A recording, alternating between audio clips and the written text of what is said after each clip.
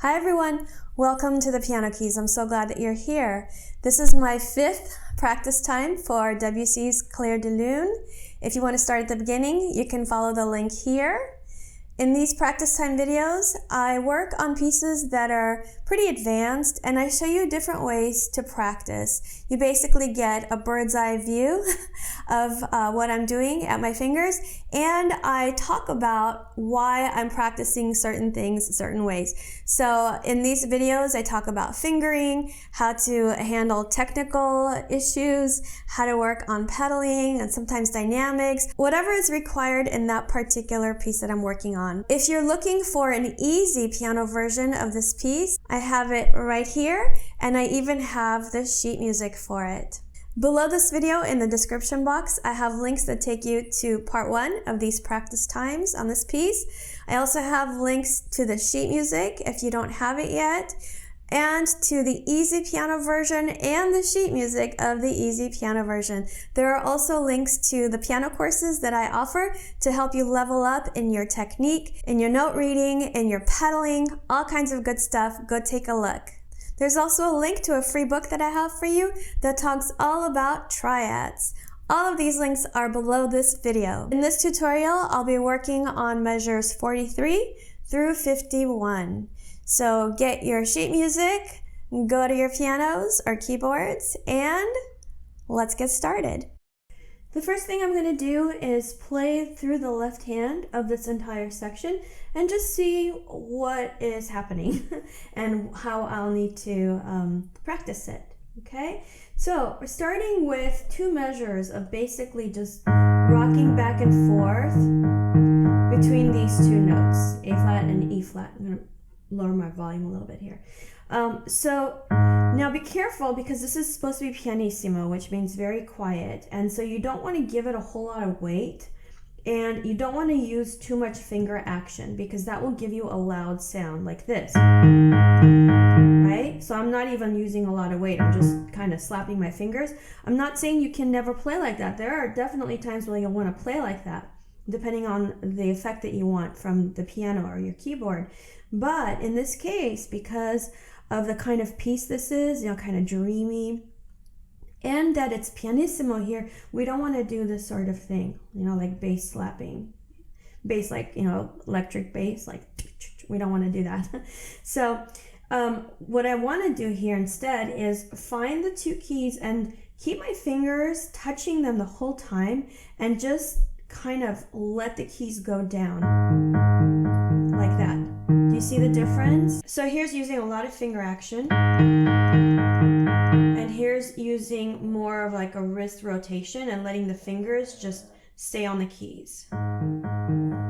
Okay, that's how you're going to get a soft sound here and not overpower the right hand. So that happens for 2 measures. Okay, fine.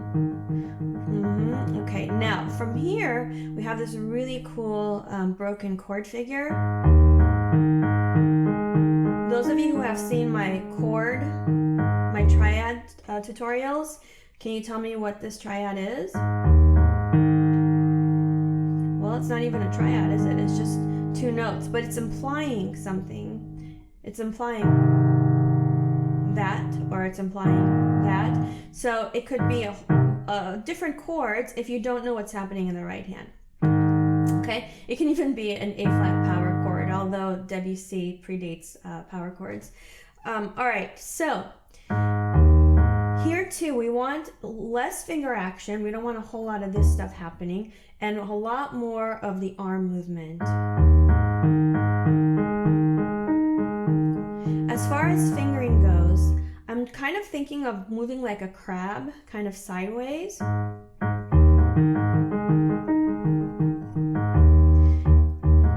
I think I'm using 3rd finger on the A flat here,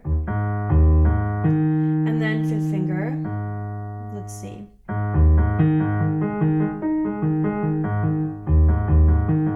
No, I guess I'll just use 2nd finger there, and then keep that consistent. So I'm only using 1, 2, and 5.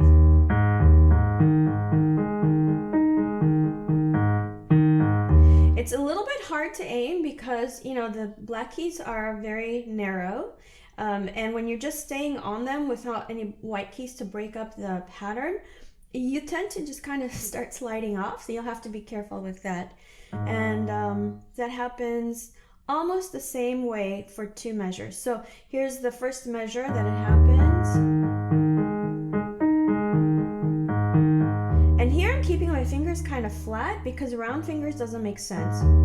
You want more surface area to be in contact with the key so you have a better chance of staying on the key. So you know how I always say play with round fingers? That's a good place to start. That should be your default. However, you don't always play with round fingers. Lots of times you'll play with flat fingers, and this is one of them. A flat finger also gives you a softer sound too. Okay, so in this case you don't want round fingers. Now, this is the second time, this is the second time it happens, and it ends differently, so it stays there. So again, we don't want round fingers. Here's what it sounds like with round fingers. Here's what it sounds like with flat fingers. You hear the slight difference in tone? Okay, so all right, so I'm going to play those 4 measures again without talking, and you can just kind of see what I'm doing here.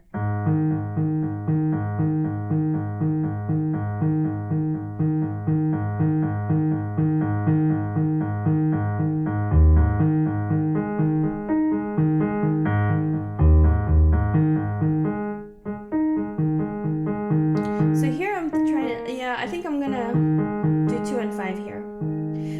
Okay, one thing I want to point out, I was thinking about this as I was playing, is be careful not to freeze up your wrist. So you don't want just the fingers crawling. You want the wrist to be really flexible and kind of take your hand where it needs to be. I talk about this a lot in my technique course. Your wrist is the driver, okay? Your fingers follow your wrist. It's not the other way around most of the time, almost all the time. The wrist initiates the action.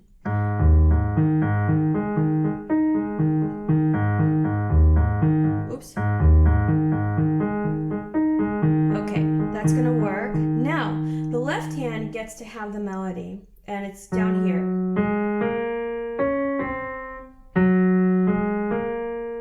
Okay, but on top of that, it's got this D flat accompaniment. And then that, right? So we can't make everything sound the same. It can't all sound like this. Okay, let me do it. I'm trying to play it wrong. So don't do this. You hear how you can hear that D flat a lot? You want the G flat coming out more. So you want to lean the hand's weight a little bit toward your pinky. And you'll have to experiment to see exactly what you'll have to do on your keyboard or your piano. This keyboard, the Yamaha P125, is excellent. It's really responsive and it's not expensive. It's around $600. I have a link to it below this video, and if you use my link, then I get a bit of money in my account from Sweetwater. So if you're gonna buy it anyway, go ahead and use my account, all right? Or any keyboard. So we're gonna do that.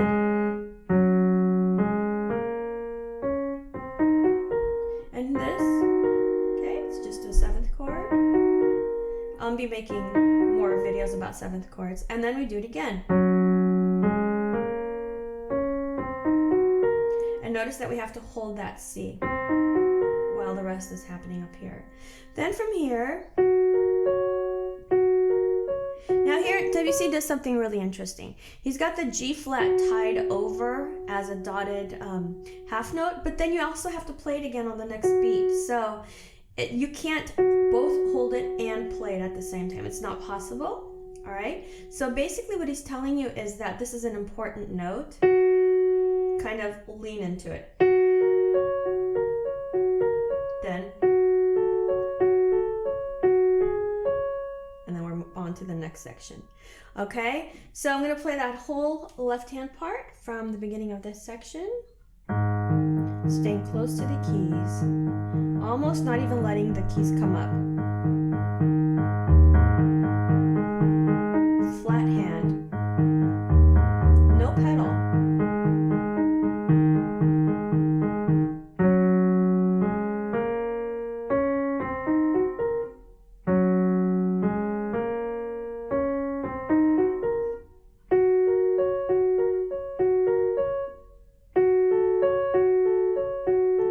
didn't do the exact right rhythm there at the end, but that's okay. You get the idea. All right, so now let's play through the right hand and see what's happening here. The right hand also has the melody. Oops, what is happening? Okay, let me try that again. All right, so that's the melody, but then on top of that, he's got the accompaniment. Okay, so what I'm going to do is lean my hand toward the left side of my hand, toward my thumb, so that I get more sound there, while at the same time trying to play as quietly as possible. So you want to make sure it's not like that. So you really have to figure out where the balance is so that all the notes go down at the same time, and yet you don't get, you know, like that. We want more this.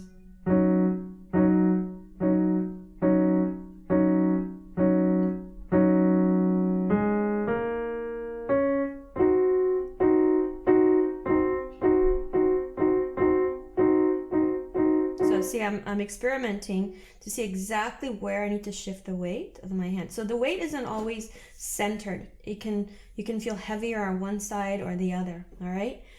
So trying that again.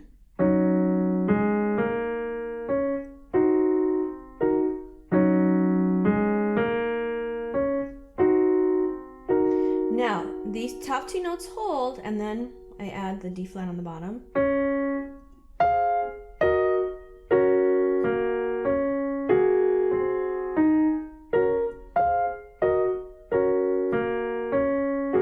Almost the same thing exactly twice. The only difference being that the first time it happens, the top two notes are holding from before.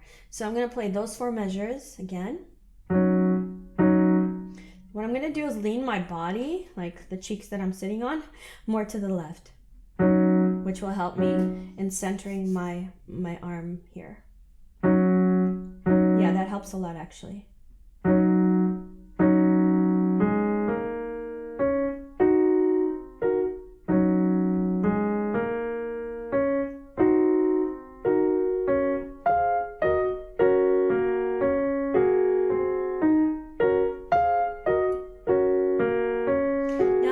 My fingering. Do I want this, or do I want, let's see, I'm going to have pedal anyway, but you can't rely on your pedal to do your legato for you. Sometimes you have to if you're jumping around, but you want to do as much as you can in your hands without the pedal. The pedal is like an added extra. It shouldn't compensate for, you know, things that are lacking in your playing. I could do that, or I can do that. See how I'm switching fingers here, so then I can play legato. Let's see. I think for my hand, okay, so that's one option, or I can do.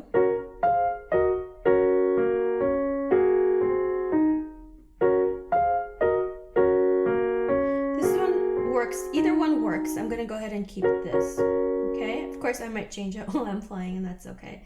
Next, the right hand has the melody here. I hope you have your music and you're looking at it. Okay, so that's the melody. Then underneath it, it's got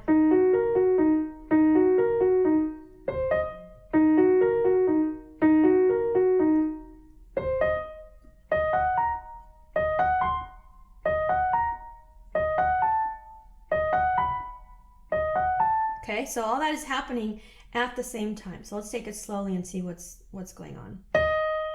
This you need to hold.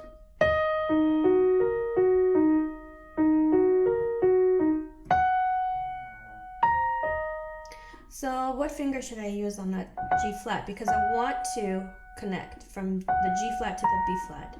So let's see.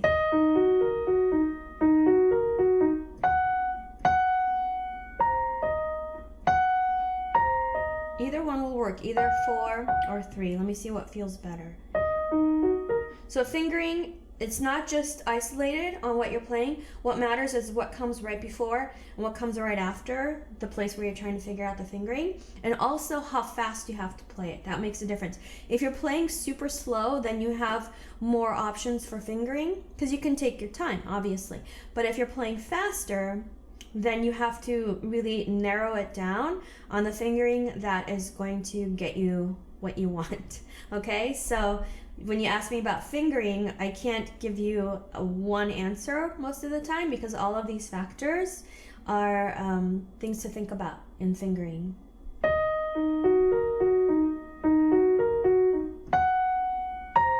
I'm going to use third finger because for me it's easier to aim with the third finger than the fourth finger. The third finger is longer, right? So it has like better chance of getting that G flat. So I'm going to use the third finger.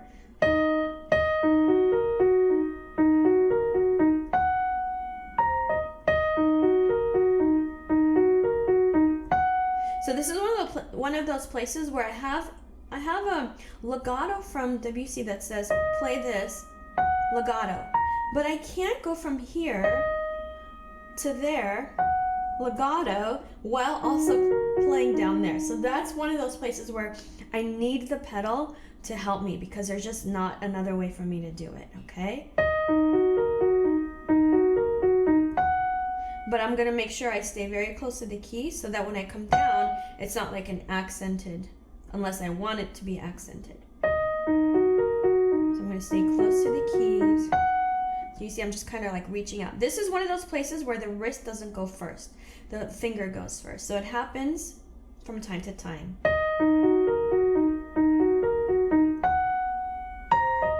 Then I do it again. Then here.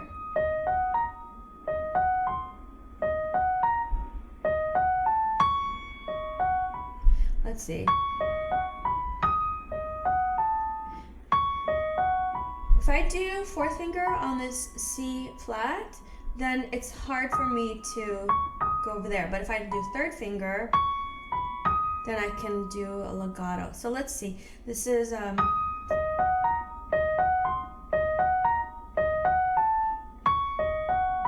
do, yeah, that's what I'm gonna do. So it's fifth finger on top, and then whatever works down here. What did I do? 4, 5. So I'm gonna do it again, see if that works. Sometimes things work intellectually, like they make sense, like it should work, but then it doesn't really work when you put it to use. Kind of like, you know, relationships that look good on paper, like everything fits, and then there's just, for some reason, the relationship doesn't work. Sometimes that happens with fingering.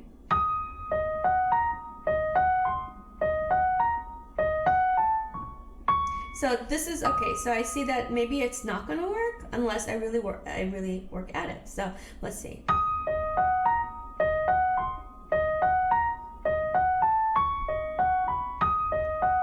Okay, so what I have to do in this case is make sure that my fourth finger is round.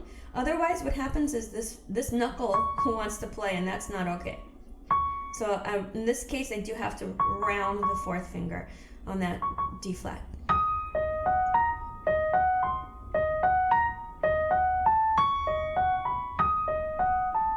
Okay, so that's that. I'm going to play the right hand all the way through, and then I'm going to put the hands together.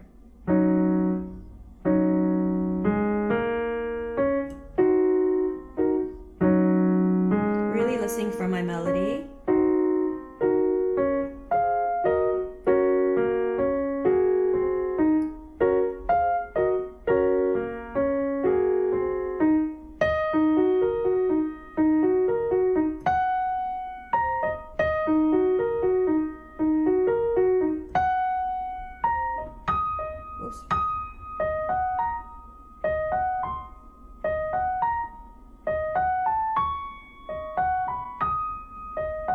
And there I'm also going to be slowing down, so I'll have more time to really aim, but that looks like it's going to work. So now, hands together, still no pedal, okay? I find people sometimes are very quick to add the pedal, and it's not a great idea. You want to make sure, it's like frosting a cake, right? You want to make sure you have a really, good tasting cake, and then you frost it. You don't want like a so-so cake with beautiful frosting and then taste like bleh, right? All right, so.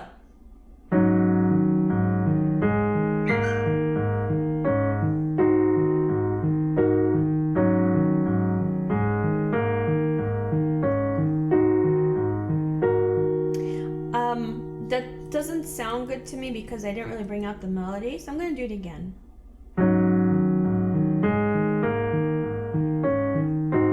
That's better.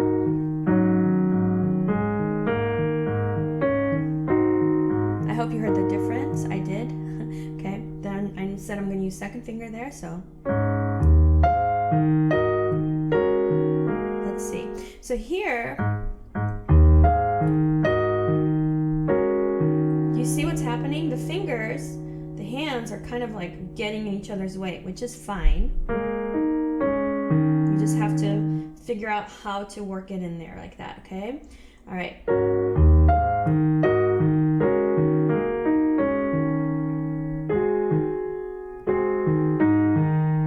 Oops. Okay, I'm gonna go a little slower so I can really see what I'm doing.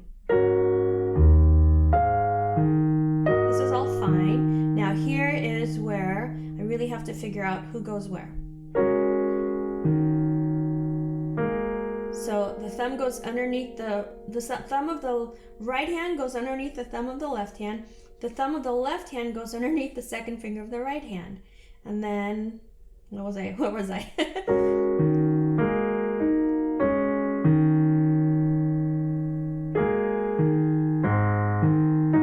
I do it again.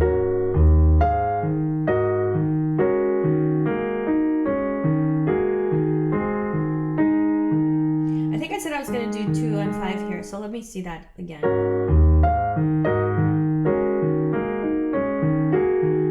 Works fine. All right, now I've got this to bring out. Okay, so let's try that.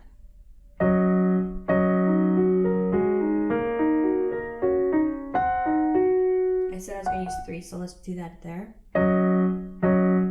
You see, so many layers of sound are happening, and it's your responsibility as the pianist to figure out which layers you want to put in the foreground, in the middle, and the background. Just like if you're composing a shot on a camera, or if you're painting or drawing, there's depth of field, right? So same thing in music. There's depth of field. Everything can't sound the same.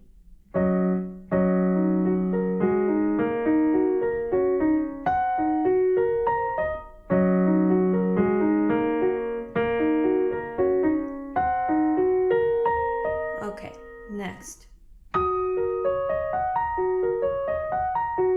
That's easy.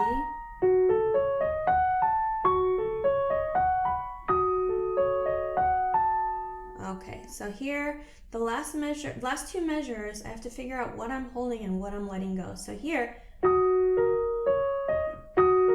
have to pick up that G flat so I can play it again. But I'm gonna go ahead and hold it because it's been held from before, that tied note. I hope you're looking at the music.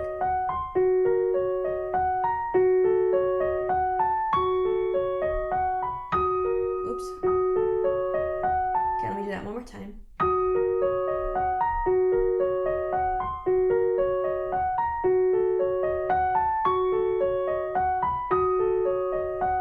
All right, that works.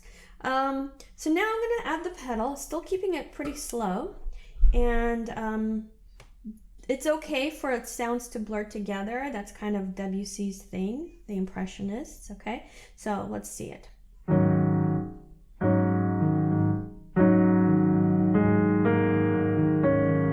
Here I change here, change here. Okay, let me do it again. So I was just thinking about what I had said earlier. As far as figuring out what the chord is here, it's basically that. It's like a 7th chord, okay? So it's definitely not a power chord if you put both hands together.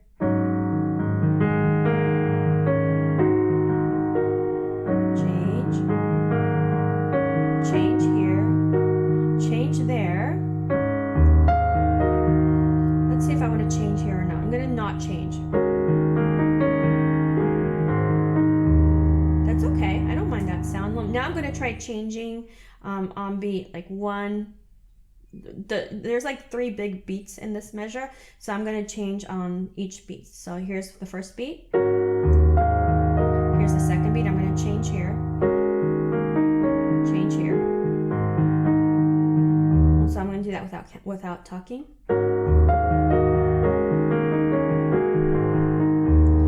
That might be the option I go for, because if I don't change, then I get this note sounding the entire way through. And just by looking at the sheet music, Debussy didn't make this E flat a long note, he just made it a 16th note like the other. So I'm going to assume that he doesn't want me holding it over. So I'm going to go ahead and change on 1, 2, and 3.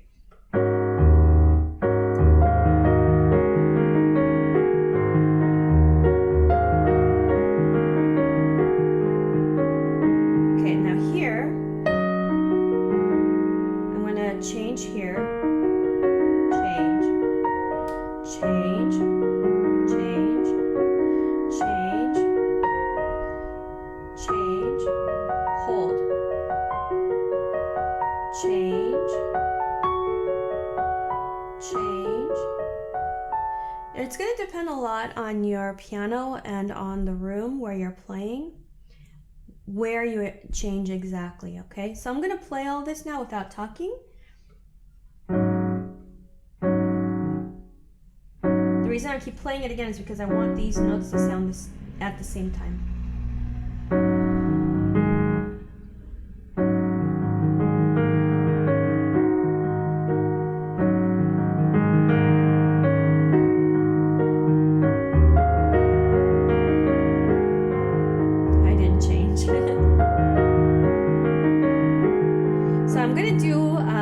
I said I wasn't going to talk, but what I'm going to do is a half pedal. So there's more than just up and down. There's degrees that you can pedal. I have a pedaling tutorial on YouTube here. Hopefully you found it by now.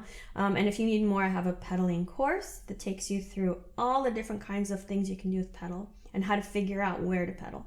I do that through exercises. It's not just talking. We do them together so that you get real experience using the information. All right, I'm going to do it again without talking, and whatever happens, happens. Okay.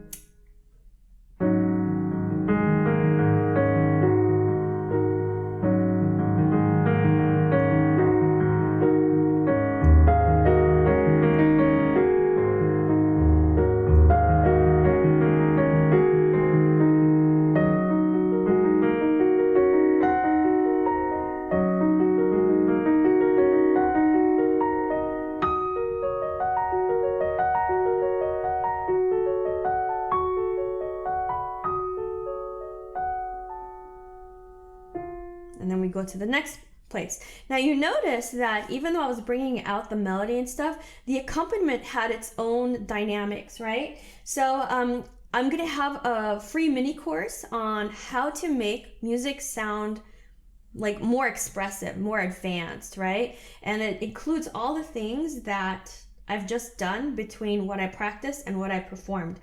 So I'm putting it together now. And it's going to be a preview of a bigger course that talks about how to sound more advanced than you actually are. And it has to do with the way that you interpret the music. I feel like most people don't really talk about that. So be on the lookout for that. Join my Facebook group, or follow me on Facebook or on Instagram, and check my website often. And I'll have that information there when it's available. Join my free Facebook group called Piano Practice Tips with the Piano Keys. You do need to answer all the questions and agree to the group rules before you're allowed in. We share videos, we ask questions, I chime in all the time, and we provide lots of support and encouragement for each other. Learning the piano can be a very lonely journey, and so it really helps to have a community that you can check in with and that can keep you going and motivated when things seem a little bit more tricky. On my Facebook page, The Piano Keys, I post updates and things like that. My Instagram is The Piano Keys TPK. My website is thepianokeys.com. I have lots of stuff there for you. Leave me a comment and let me know if this tutorial helped you. Keep practicing, have fun, and I will see you soon. Bye!